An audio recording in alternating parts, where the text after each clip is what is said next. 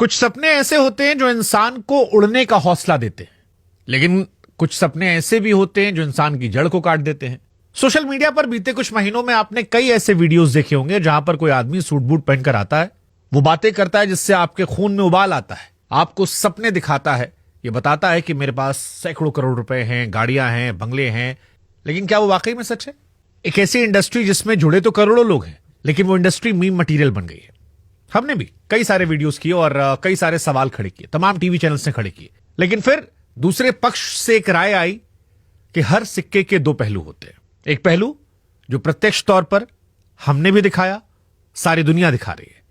एक पहलू जो वो कहना चाहते हैं, और इसीलिए आज हमें लगा कि दूसरे सिक्के को भी लाते हैं उन कठिन सवालों के साथ जो हमारे मन में थे, जो हमने उठाए थे। और इसीलिए आज हमारे साथ हैं संजीव कुमार जी, डायरेक्ट सेलिंग के दिग्गज हैं, AWPL जैसी तेज बढ़ती कंपनी के MD CEO हैं।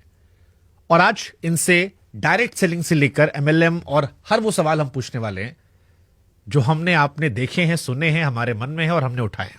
बहुत बहुत स्वागत सर आपका। बहुत बहुत धन्यवाद शुभंकर सर आपका कि आपने मुझे ये मौका दिया। देखिए, ये मौका कठिन सवालों को लेकर है, और ये सवाल इसलिए हैं क्योंकि डायरेक्ट सेलिंग हो या MLM हो, पिरामिड इंडस्ट्री हो, चेन इंडस्ट्री हो, इन इंडस्ट्री को लेकर हमारे आम लोगों में एक धारणा बन गई है कि ये गरीबों को लूटने वाली इंडस्ट्री है। ये वो इंडस्ट्री है जहां पर लोग सूट बूट पहनकर आते हैं, बड़ी बड़ी बातें करते हैं, हवाबाजी करते हैं और सपने दिखाकर उनकी जड़ें खोद देते हैं, जिससे वो निकल नहीं पाते। तो शुभंकर सर, जैसे कि आप कह रहे हैं कि ये गरीबों को सपने दिखाने वाली इंडस्ट्री है, मैं बिल्कुल सही कहता हूँ कि हाँ, हम सपने दिखाते हैं। लेकिन जैसा कि आपने कहा कि लूटने वाली इंडस्ट्री है, तो लूट को हम कैसे समझे? लूट का मतलब होता है जब कोई किसी व्यक्ति से कोई पैसा लेके उसका लॉस कर दे, उसको हम लूट कहेंगे। हमारी इकलौती ऐसी इंडस्ट्री है जहां लूट के नाम पे हम सर सपने दिखाने के नाम पे 54 और 50 पैसे तक नहीं लेते हैं, क्योंकि हम जो भी उसे देते हैं, जो भी ethical product based direct selling company है, वो किसी के पास भी जाती है तो उसको एक उत्पाद देती है, प्रोडक्ट देती है और प्रोडक्ट का प्राइस समझाती है, प्रोडक्ट समझाती है। तो वो व्यक्ति सपनों के पैसे नहीं देता सर, प्रोडक्ट के पैसे देता है। प्रोडक्ट उत्पाद खरीदने के बाद उसका मन करे तो डायरेक्ट सेलिंग करे, मन ना करे तो प्रोडक्ट यूज करे, अपने घर पे रहे, कभी भी डायरेक्ट सेलिंग ना करे। ऐसे बहुत से लोग हैं, सिर्फ हमारे कंज्यूमर हैं, हमारे डिस्ट्रीब्यूटर नहीं है। डिस्ट्रीब्यूटिंग करना उसकी मर्जी है कि वो प्रोडक्ट डिस्ट्रीब्यूट करे, नेटवर्क बनाए, कंपनसेशन प्लान में आए, पैसे कमाए, सपने पूरे करे या ना करे।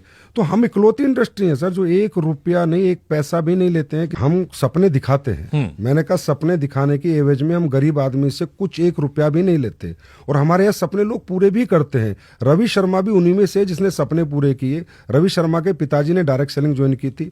रवि शर्मा किसी और प्रोफेशन में था, उसके पिताजी का बनाया हुआ नेटवर्क उसको मिलता है, फिर उसके साथ वो काम करता है, तो जो नेटवर्क उसके पिताजी ने बनाया था उसका रेमोनेशन उसको आता है, अच्छे अमाउंट में आता है, और वो एक 25 साल पुरानी कंपनी में काम कर रहा है सर। वो 25 साल पुरानी कंपनी जब आई थी ये कंपनी, तब उसके पापा शुरू में डायरेक्ट सेलिंग में आ गए थे। हाँ, मैं कहता हूं कि उसका जो एक्सप्रेस करने का तरीका है वो इतना सही नहीं था, ये मैं भी मानता हूं। और इसके लिए हम लोगों ने भी, जैसे हम एसोसिएशन का प्रेसिडेंट हूं ADCI का, तो हमने भी एक गाइडलाइंस बनाई है कि अगर कोई व्यक्ति सफल हो जाए तो उसे अपने आप को कैसे एक्सप्रेस करना चाहिए।